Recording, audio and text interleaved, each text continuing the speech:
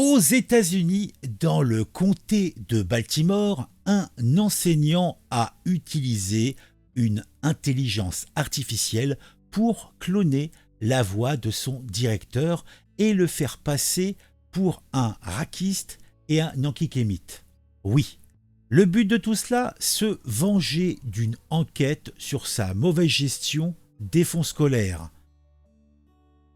Effectivement, cet ancien directeur sportif aurait-il mis sa petite main grassouillette dans le pot de miel? C'est possible et c'est peut-être sa motivation profonde.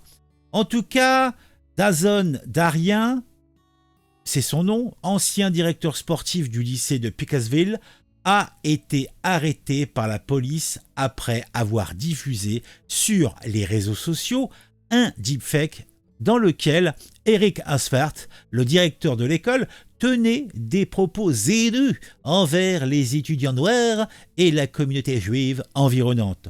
Effectivement, s'il l'avait vraiment dit, cela ne serait pas beau, cela ne serait pas propre, vous en conviendrez avec moi. Le deepfake a eu, hélas, des répercussions importantes.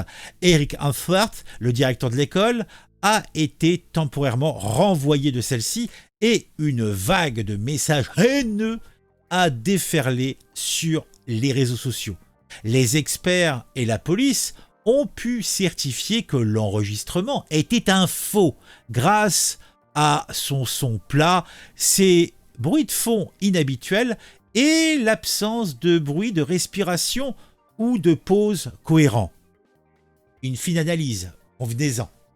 Dazon Darien, désormais professeur d'EPS, a utilisé les ordinateurs de l'école pour accéder aux outils OpenAI et au service de Microsoft Bing Chat. Son identité a ainsi été retrouvée grâce à l'adresse mail et au numéro de téléphone associé à son compte. Cette affaire, convenez-en, met en lumière les dangers des deepfakes qui peuvent être utilisés pour nuire à la réputation de quelqu'un, pour propager de fausses informations. Et avec l'avènement des intelligences artificielles, il devient de plus en plus difficile de se rendre compte que c'est un faux. Bah oui, puisque les deepfakes sont de plus en plus qualitatifs. Oui. Sans moyens techniques de plus en plus importants, sans de plus en plus d'expertise, il sera pour vous et pour moi pratiquement impossible de déterminer qu'une photo est réelle, qu'un enregistrement est réel, qu'une vidéo est réelle. On en est là.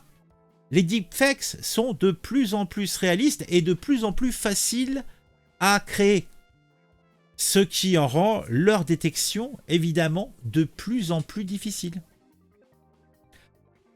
Heureusement, la loi commence à encadrer le phénomène. En France, il y a une loi sur la sécurisation de l'espace numérique qui a été posée. Elle prévoit de punir plus lourdement les auteurs de deepfakes réalisés sans le consentement de la personne visée. Donc, elle a été adoptée il y a quelques jours à peine.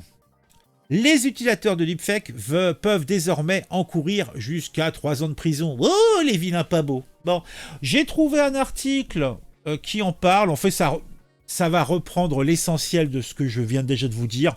Vous avez lu en travers avec moi ce petit truc. On voit les deux intervenants, le vilain pas beau et le vilain gentil, le gentil, voilà. Donc en plus, il y a des notions racistes et tout ça. C'est un petit peu compliqué tout ça. C'est un petit peu compliqué et pas très très joli. Allez, on fait une petite intro et on lit l'article ensemble. Mais comme je l'ai dit, l'essentiel est su. Vous pouvez vaquer si vous ne voulez pas en savoir plus.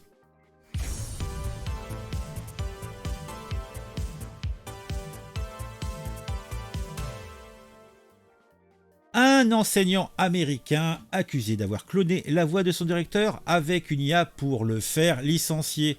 Et effectivement, je vous l'ai déjà dit, cela n'est pas très très clean. Ça se passe dans le comté de Baltimore. L'ancien directeur sportif du lycée aurait utilisé une IA pour réaliser un deepfake tenant des propos racistes et antisémites afin de causer du tort à son supérieur.